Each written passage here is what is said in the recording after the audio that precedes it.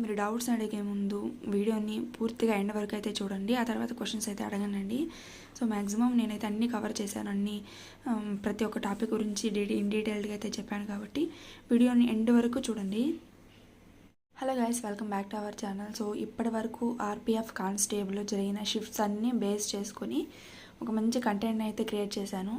So దీంట్లో నుంచే మనకి మ్యాక్సిమం జీకే నుంచి కానీ లేకపోతే కరెంట్ అఫైర్స్ నుంచి కానీ అయితే వస్తున్నాయి. ఈ టాపిక్స్ వాటికి ఈ యొక్క ప్రీషియస్ టైంలో అయితే మీరు చెక్ చేసుకొని వెళ్ళండి.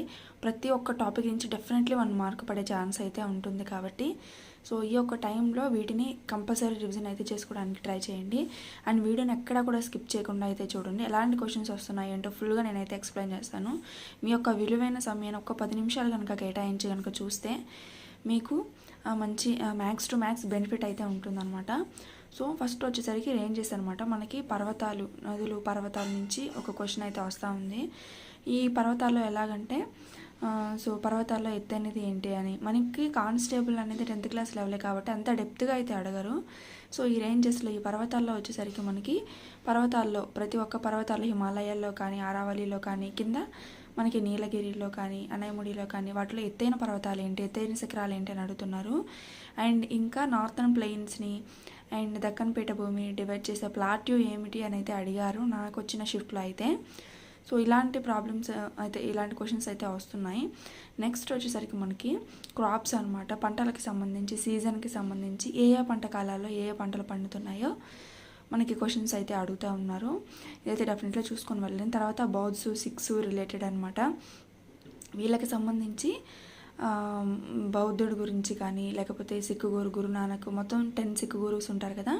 సో వాళ్ళ గురించి వాళ్ళ టైం పీరియడ్లో జరిగిన కన్స్ట్రక్షన్స్ గురించి కానీ లేకపోతే వాళ్ళు తెచ్చిన కొత్త ఏమన్నా మంచి స్కీమ్స్ కానీ అలాంటివి ఉంటే వాటి గురించి కానీ అయితే చదువుకోండి.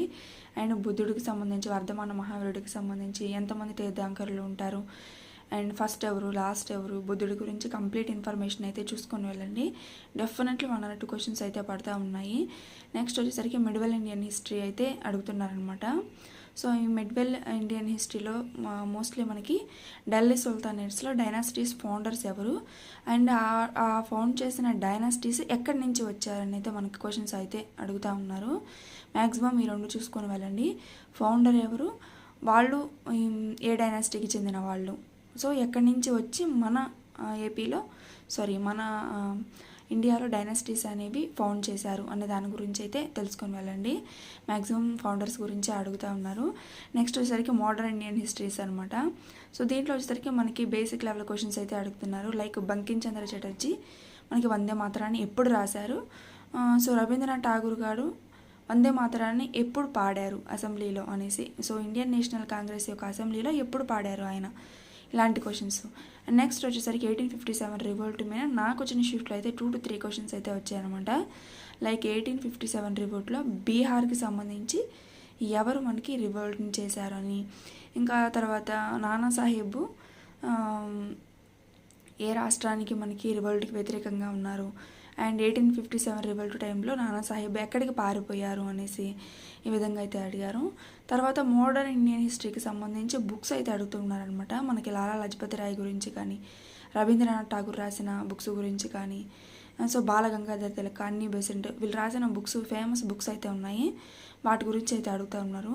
నెక్స్ట్ వచ్చేసరికి సాంగ్స్ రిలేటెడ్. ఇప్పుడు చెప్పాను కదా రవీంద్రనాథ్ ఠాగూర్ రాసిన సాంగ్స్ గురించి, బంకిం చంద్ర రాసిన సాంగ్స్ గురించి, తర్వాత సారే జహా సాచా, ఈ విధంగా కొన్ని సాంగ్స్ ఉన్నాయి కదా మనకి నేషనల్ సాంగ్స్, నేషనల్ యాంథమ్స్. అవి ఎప్పుడు రాశారు, ఎవరు రాశారు, ఏ టైంలో మనకి పాడారు అనేసి క్వశ్చన్స్ అయితే అడుగుతూ ఉన్నారు. నెక్స్ట్ వచ్చేసరికి గవర్నర్ గురించి అనమాట. సో మనకి పాలిటీలోకి వచ్చేసరికి గవర్నర్ గురించి, ప్రెసిడెంట్ గురించి, వీళ్ళకి సంబంధించి గవర్నరు ఎవరెవరిని అపాయింట్ చేస్తారు, ఇంకా గవర్నర్కి సంబంధించిన ఆర్టికల్స్ ఏమిటివి అని అయితే అడుగుతున్నారు. నెక్స్ట్ ప్రెసిడెంట్ ఎవరెవరిని అపాయింట్ చేస్తారు, సో ప్రెసిడెంట్కి సంబంధించిన బిల్స్ కానీ, ఈ విధంగా క్వశ్చన్స్ అయితే అడుగుతూ ఉన్నారు. నెక్స్ట్ వచ్చేసరికి 5 years ప్లాన్స్ అనమాట. Very very important. ప్రతి ఒక్క షిఫ్ట్లో అయితే 2 to 3 క్వశ్చన్స్, లేకపోతే మ్యాక్సిమం అయితే 1 క్వశ్చన్కి రాకుండా అయితే ఉండట్లేదు. 5 years ప్లాన్, పంచవర్ష ప్రణాళికలు. సో ఈ పంచవర్ష ప్రణాళికలు అనేది కంప్లీట్గా అయితే చూసుకొని వెళ్ళండి.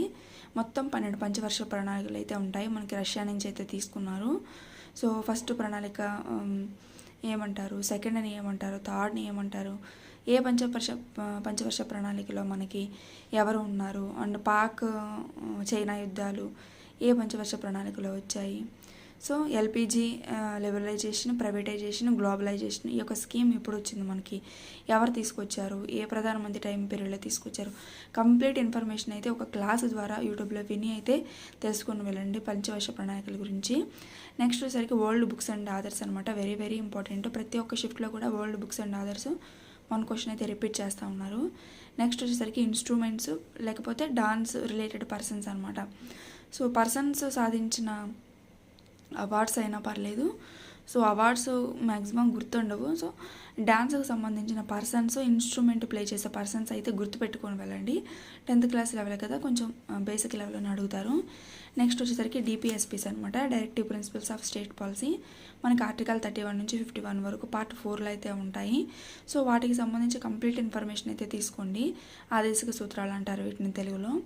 సో ఆదేశిక సూత్రాలు ఏ కాన్స్టిట్యూషన్ నుంచి మనకి అడాప్ట్ చేసుకున్నారు అనేసి కానీ, లేకపోతే ప్రతి ఒక్క ఆర్టికల్ డిపిఎస్పీలో ఉన్న ప్రతి ఒక్క ఆర్టికల్ దేనికి సంబంధించిందో చూసుకొని వెళ్ళండి.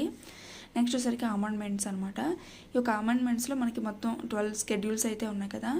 ఈ 12 స్కెడ్యూల్స్కి సంబంధించి ఏ స్కెడ్యూల్ని ఎప్పుడు ఏ అమెండ్మెంట్ ద్వారా యాడ్ చేశారైతే గుర్తుపెట్టుకొని, ఫస్ట్ 18 ఏమో మనకి ఫస్ట్ కాన్స్టిట్యూషన్ రాసినప్పుడే ఉంటాయి. 9th, 10th, 11th, 12th schedules అనేవి ఎప్పుడు యాడ్ చేశారో కూడా చూసుకొని వెళ్ళండి. డెఫినెట్లీ అయితే అడుగుతున్నారు. మనకి 10th స్కెడ్యూల్స్ వచ్చేసరికి 52nd అమెండ్మెంట్ యాక్ట్ ద్వారా తీసుకొచ్చారనేసి. సో ఈ విధంగా కొన్ని ఉన్నాయి. ఇంకా 9th స్కెడ్యూల్స్ వచ్చేసరికి ఫస్ట్ అమెండ్మెంట్ యాక్ట్ ద్వారా అయితే తీసుకొచ్చారు. ఇంకా తర్వాత 11th scheduled 86th constitution amendment 2002లో తీసుకొచ్చారు. అండ్ ఇంకా 12th స్కెడ్యూల్స్ అనేది 74th 73rd అమెండ్మెంట్ యాక్ట్ ద్వారా అయితే 12th స్కెడ్యూల్ని కూడా యాడ్ చేశారనమాట. సో పంచాయతీసు, మనకి municipalities, so panchayats, municipality 73rd 74th amendment ద్వారా అయితే తీసుకొచ్చారు కదా. వీటన్నిటిని ఒకసారి నాకు క్లారిటీ లేదు, మీరు కూడా ఒకసారి అయితే చెక్ చేసుకోండి. నెక్స్ట్ వచ్చేసరికి 2011 సెన్సెస్ గురించి మోస్ట్లీ ప్రాబ్లమ్స్ అయితే అడుగుతున్నారు క్వశ్చన్స్ అనేవి. సో నాకు వచ్చిన షిఫ్ట్లో అయితే చైల్డ్ సెక్స్ రేషియో ఎంత ఉంది అంటే 13.1. ఆ తర్వాత మనకి డెన్సిటీ పరంగా 2011 సెన్సెస్ ప్రకారం ఇండియా డెన్సిటీ ఎంత ఉంది అయితే అడిగారు. 382 స్క్వేర్ కిలోమీటర్స్ అయితే ఉంది. ఇంకా తర్వాత క్వశ్చన్స్ అనేవి కొంచెం బేసిక్ లెవెల్లోనే అడుగుతున్నారు, చూసుకొని వెళ్ళండి. నెక్స్ట్ వచ్చేసరికి జీడిపి రిలేటెడ్ కరెంట్ అఫైర్స్ అనమాట. సో జీడిపి మనకి 2024 కాను ఎక్స్పెక్టెడ్ జీడిపి ఎంత ఉందని అయితే అడిగారు. సో 6.5% అప్రాక్సిమేట్గా అయితే ఉంది. నెక్స్ట్ వచ్చేసరికి 2024 సింపుల్ కరెంట్ అఫైర్స్ అయితే అడిగారనమాట. మరి డెప్త్లోకి వెళ్ళకుండా స్పోర్ట్స్ పర్సెంట్ ఆ విధంగా అడగకుండా మనకి 10th క్లాస్ లెవెల్కి ఏ విధంగా అవసరమో సింపుల్ కరెంట్ అఫైర్స్ అయితే అడిగారు. ఇంకా అపాయింట్మెంట్ సంబంధించి నాకైతే ఒక్క క్వశ్చన్ కూడా తగలలేదు. సో ముందు షిఫ్ట్లో కానీ లేకపోతే రాబోయే షిఫ్ట్లో కానీ ఏమన్నా ఉండే అవకాశం ఉంది కాబట్టి who is who appointments 2024 appointments అయితే చూసుకొని వెళ్ళండి. తర్వాత రీజనింగ్ సంబంధించి కోడింగ్, డీకోడింగ్ మీద అయితే క్వశ్చన్స్ అడుగుతున్నారు. సో కోడింగ్, డీకోడింగ్లో మ్యాక్సిమం కొంచెం లోవర్ లెవెల్లోనే అడుగుతున్నారు. 102 క్వశ్చన్స్ అయితే ఇబ్బంది పెడుతున్నారు. నెక్స్ట్ వచ్చేసరికి సిట్టింగ్ అరేంజ్మెంట్స్ అండ్ ర్యాంకింగ్ అనమాట. ర్యాంకింగ్కి సంబంధించి సింపుల్గానే అడుగుతున్నారు, బట్ సిట్టింగ్ అరేంజ్మెంట్కి సంబంధించి కొంచెం లెంతీ ప్రాబ్లమ్స్ ఇస్తున్నారు కాబట్టి మ్యాక్సిమం వీటిని స్కిప్ చేసి లాస్ట్లో మీరు అటెంప్ట్ చేయడానికైతే ట్రై చేయండి. సో వీటి దగ్గర టైం అనేది ఎక్కువ కన్జ్యూమ్ అవుతుంది కాబట్టి మార్క్ ఫర్ రివ్యూ పెట్టేసుకొని తర్వాత సిట్టింగ్ అరేంజ్మెంట్ ప్రాబ్లమ్స్ అయితే మీరు సాల్వ్ చేయడానికి ట్రై చేయండి. తర్వాత రిలేషన్షిప్ ప్రాబ్లమ్స్ అనమాట. రక్త సంబంధాలకు సంబంధించి ప్లస్ మైనస్ ఈ విధంగా డివైడెడ్ బై ఇంటూ ఈ విధంగా ఇచ్చేసి సో లాస్ట్లో మనకి A + B, B - C, C - D ఈ విధంగా ఇచ్చేసి A Bకి ఏమవుతుంది ఈ విధంగా ఇలాంటి క్వశ్చన్స్ అయితే నాకు నా షిఫ్ట్లో 3 క్వశ్చన్స్ అయితే వచ్చాయి. నెక్స్ట్ వచ్చేసరికి టైమ్ అండ్ డిస్టెన్స్ మీద అయితే క్వశ్చన్స్ అడుగుతున్నారండి. టైమ్ అండ్ డిస్టెన్స్ మీద యావరేజ్ స్పీడ్ కనుక్కొని వెళ్ళండి. అండ్ తర్వాత స్పీడ్ని మనకి km/h లేకపోతే మీటర్/సెకండ్స్లో కన్వర్ట్ చేయండి అని అయితే సింపుల్ ప్రాబ్లమ్స్ అడుగుతున్నారు, నో ప్రాబ్లం. తర్వాత వచ్చరికి ప్రాఫిట్ లాస్ డిస్కౌంట్స్ మీద కొంచెం ఇండెప్త్గా అయితే అడుగుతున్నారు అనమాట. సో మ్యాక్సిమం అయితే చేయగలుగుతాము, బట్ ఇలాంటి ప్రాబ్లమ్స్ అనేవి కొంచెం లెంతీగా 2-3 లైన్స్లో ఇవ్వటం వల్ల మనకి టైం టేకింగ్ అవుతుంది కాబట్టి ఇలాంటి క్వశ్చన్స్ కూడా మార్క్ ఫర్ రివ్యూ పెట్టుకొని లాస్ట్లో మీరు సాల్వ్ చేయడానికి అయితే ట్రై చేయండి. నెక్స్ట్ వచ్చేసరికి పార్ట్నర్షిప్ మీద అడుగుతున్నారు. సో పార్ట్నర్షిప్ అంటే భాగస్వామ్యం మీద అయితే అడుగుతున్నారు. నెక్స్ట్ వచ్చరికి ఇంట్రెస్ట్ అనమాట. చక్రవడ్డీలు, బార్ వడ్డీల మీద మనకి ఫార్ములా బేస్ చేసుకొని మ్యాక్సిమం క్వశ్చన్స్ అయితే అడుగుతూ ఉన్నారు. సో ఈ విధంగా నాకు వచ్చిన షిఫ్ట్లో అయితే క్వశ్చన్స్ అయితే పడ్డాయి. అండ్ ఇంకా ఆల్రెడీ రాసిన వాళ్ళు కూడా వీటిని చెప్పారనమాట. సో ఆల్ షిఫ్ట్స్ రివ్యూస్ అయితే తీసుకొని నేను వీటిని వీడియో చేయడం అయితే జరుగుతుంది. మీకు ఎంతో కొంత బెనిఫిట్ అయితే ఉంటుంది అనేసి. సో మ్యాక్సిమం వీటిని అయితే ఈ యొక్క టైం పీరియడ్లో ఒకసారి రివిజన్ అయితే చేసుకొని వెళ్ళండి.